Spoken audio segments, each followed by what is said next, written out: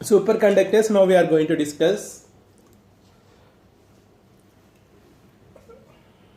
First I'll say about the conductors which have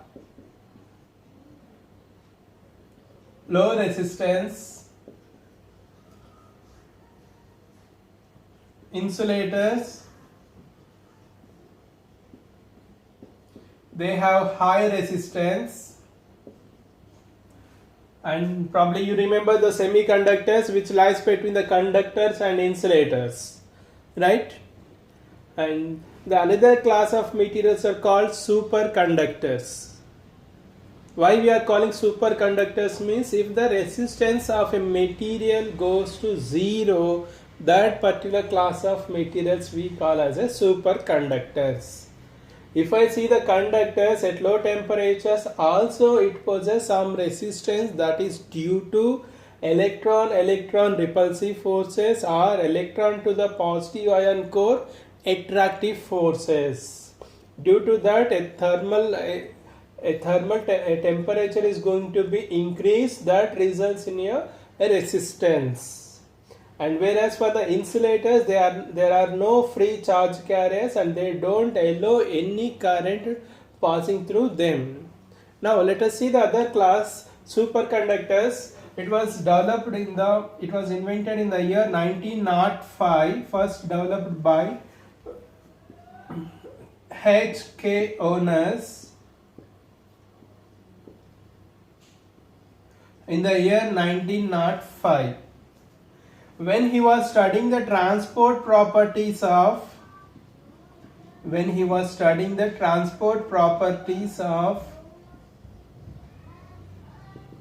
mercury, he observed that all of a sudden resistance goes to zero.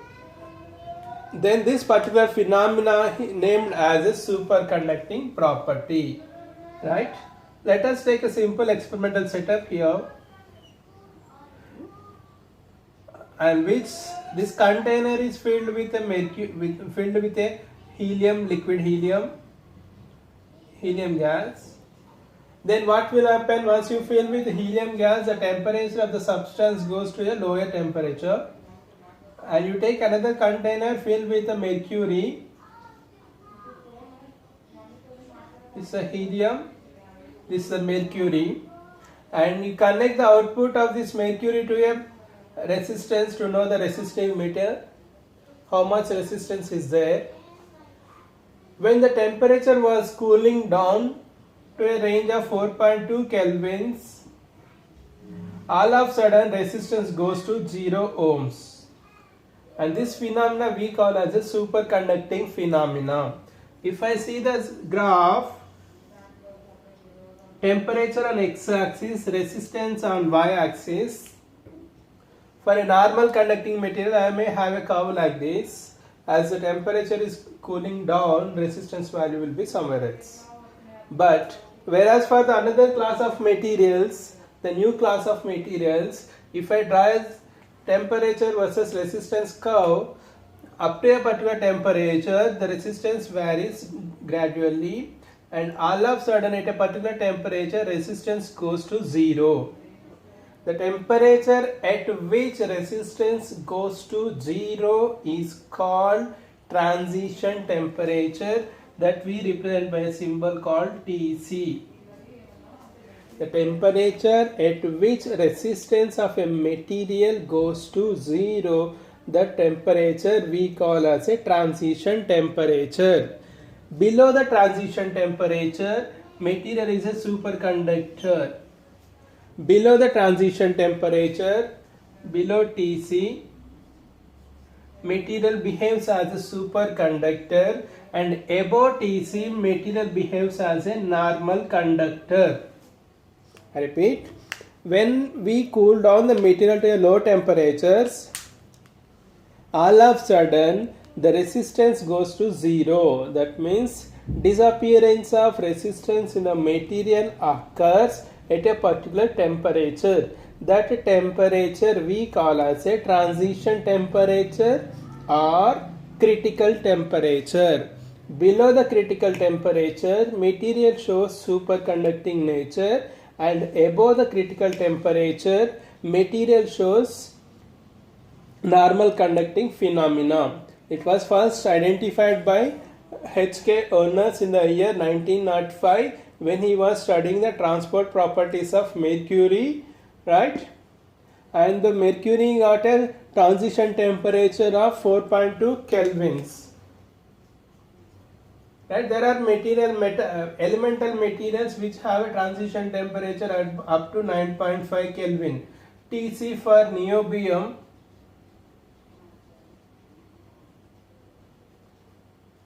transition temperature for niobium is a 9.5 kelvins. This is the highest elemental transition temperature for any element in the periodic table.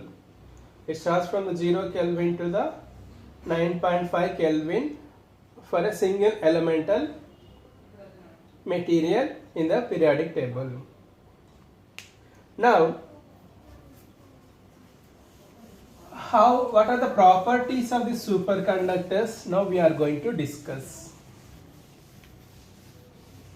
some general properties of superconductors.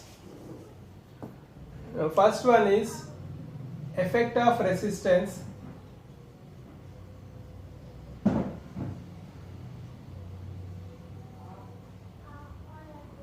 First one is effect of resistance.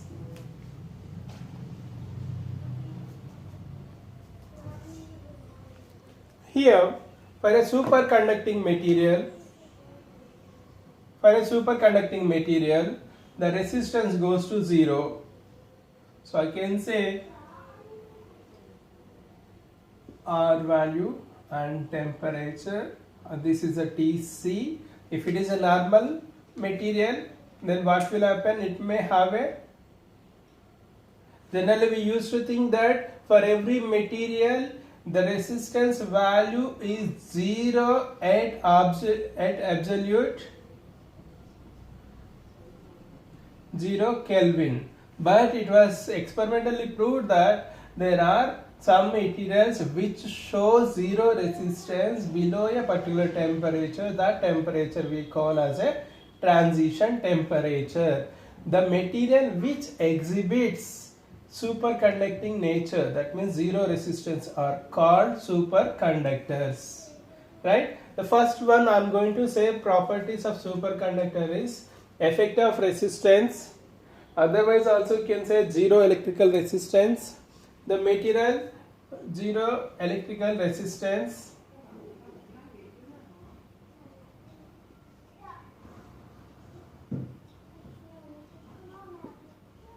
right? This is about a 0 electrical resistance. If temperature is increased, what will happen? Material behaves normal conductor. If it is cooled down to a below Tc, it behaves as a superconductors. The second property is effect of magnetic field.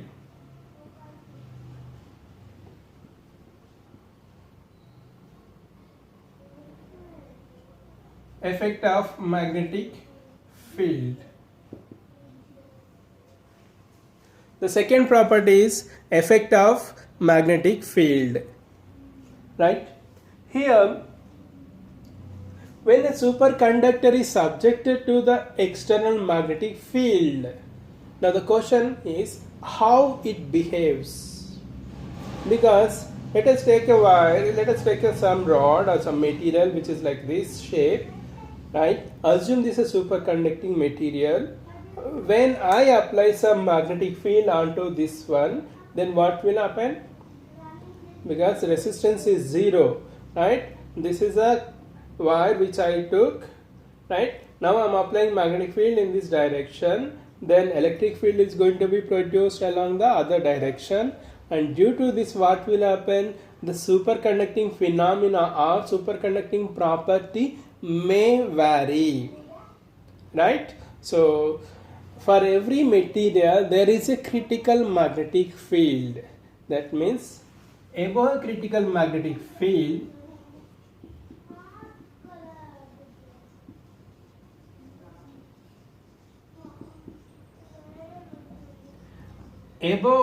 critical magnetic field if above critical magnetic field the material shows non-superconducting state.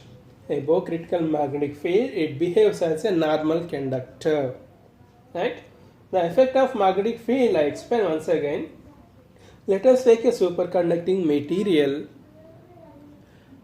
right? That means the material is already below the transition temperature. Now I am applying external magnetic field on the superconducting material, right? Now what will happen? Due to the applied magnetic field, a current may be produced. This produced current may influence superconducting properties. That means resistance may change. So that particular change at which a material loses its superconducting nature is called critical magnetic field. A magnetic field or the minimum magnetic field which destroys the superconducting phenomena of a material is called critical magnetic field.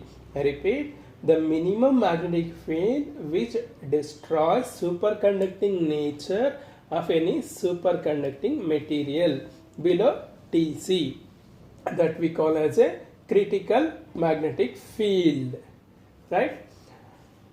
Below Hc material shows superconductors, above Hc material shows normal conductor. The first condition must be satisfied, the transition temperature. We are going to study this one for a material below Tc only. If temperature is lesser than the critical temperature and when you apply magnetic field onto the substance below critical magnetic field, then it acts as a superconductors. Above Hc, then it acts as a normal conductor, though the material shows a superconducting nature. If I see the curve for this one, it looks like this.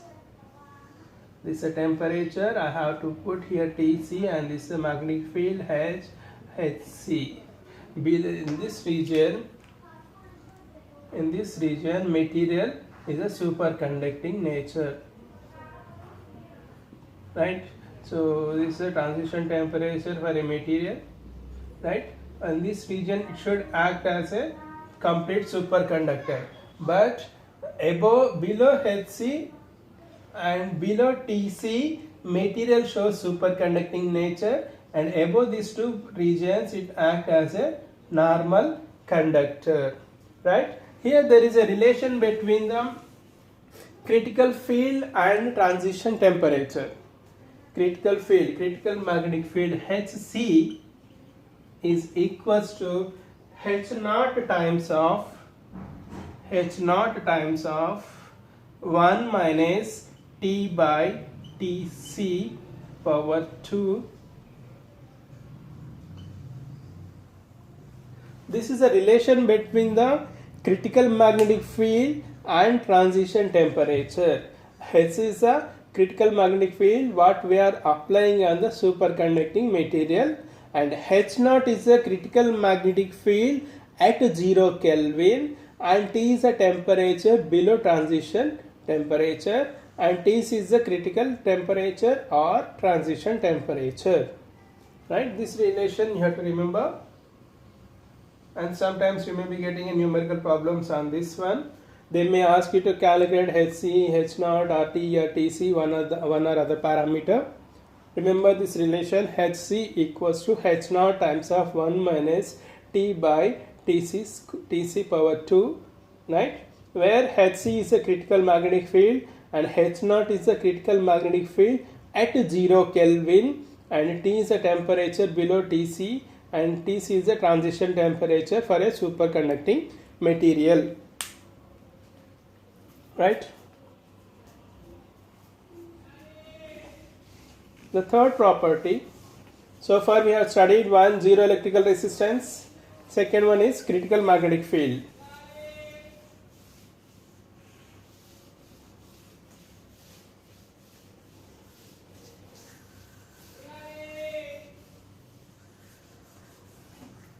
third property is effect of electric current.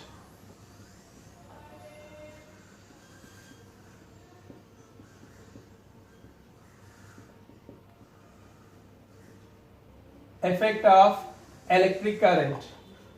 In order to explain this one, I just take some small specimen which is a superconducting rod and take a wire. You just wound it to the wire to this one and pass the current I through this wire. Then what will happen?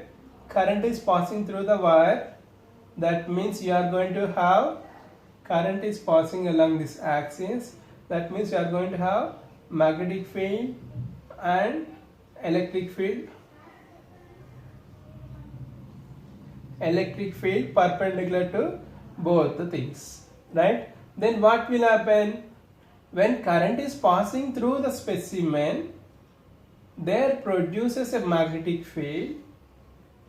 If this magnetic field is greater than critical magnetic field, then material behaves as a normal conductor.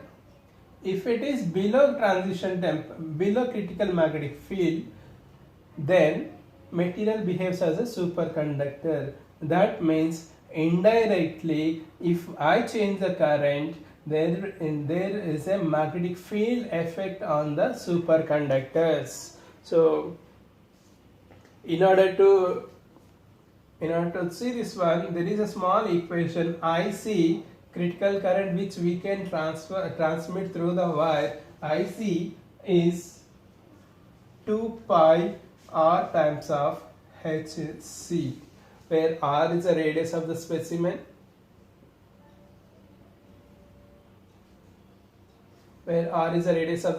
what we have taken, and H is the critical magnetic field that is going to be induced due to the passing through the current, right? Once current is flowing through the wire, what will happen? There you are going to have a magnetic field. That magnetic field will influence your superconducting rod, right?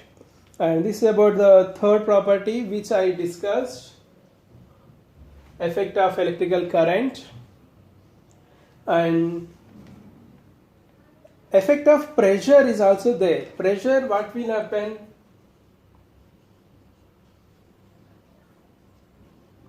See, the same effect of pressure, take a superconducting material, apply lot of mechanical force or pressure on this.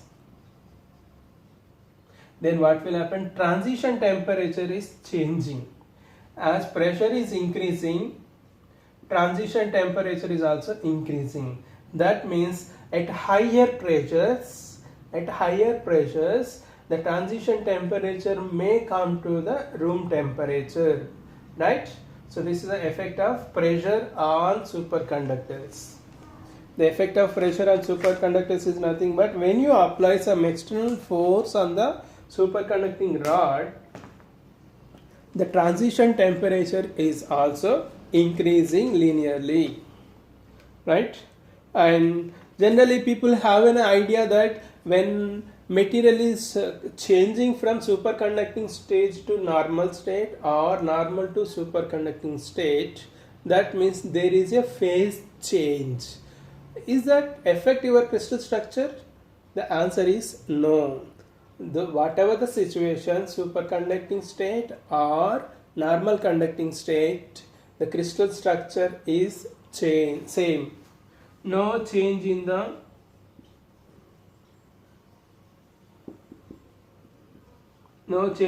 crystal structure. There is no change in the crystal structure, and there is no change in elastic properties, photoelectric properties, right? And there is a concept disorder in the material which is we call as a entropy, right? Entropy decreases the transition temperature, impurity decreases the transition temperature, decreases at transition temperature, right? And there is no thermoelectric effect in superconductors. That means you can say thermoelectric effect is disappeared in the superconductors. These are 5, 6. Another, yeah, persistent current, Josephson junction. I'll tell you. Persistent current is one of the beautiful example of superconductors and beautiful application also. Based on this, many devices are being used.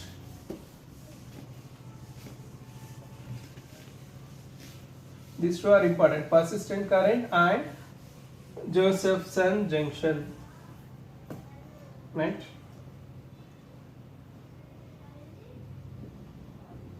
Persistence current.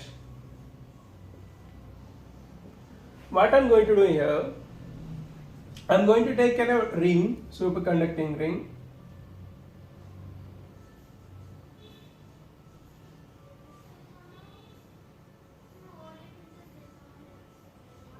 I'm going to take a superconducting ring. That means the material is below transition temperature. The material is below transition temperature, right? And now what I'm going to do is, if I change the magnetic field or pass the current through the substance, then what will happen, right? What we have done is, we have taken a superconducting ring. Now, just put the superconducting ring in a magnetic field and increase the magnetic field strength and see how it behaves, right? We know below critical magnetic field, what will happen? It acts as a superconductor, right?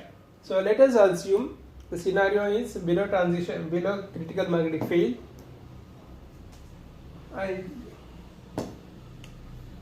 This is a magnetic field. Assume I am applying in this direction.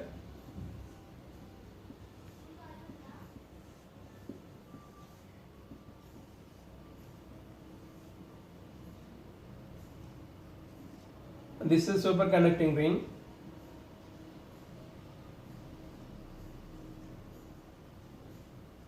Right?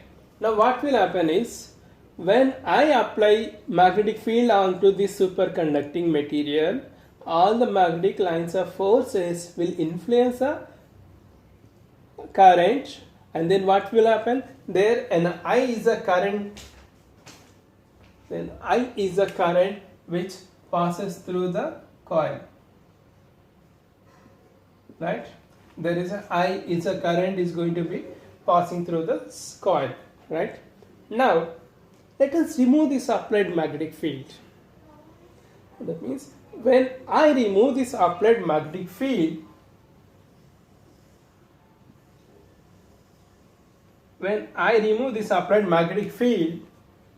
what will happen means, there are some magnetic lines of forces are still present in the superconducting material.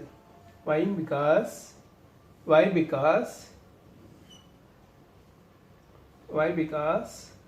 a current is passing through the ring. It retains its current for longer time. Generally, if you take a copper wire, pass a current through that one, then what will happen? Due to the damping, current goes off zero. Here what will happen? Current is not going to be zero. It retains its value. It will not go damping here. Then what will happen? Current is passing through the coil means what will happen? Surrounding that you are going to have a magnetic field, right? So this current is nothing but persistent current. A current which is persistent, which is retained in the material, which is retained in the superconducting coil, is nothing but persistent current. A steady current which flows through the superconducting ring without any decrease in its strength is nothing but your persistent current.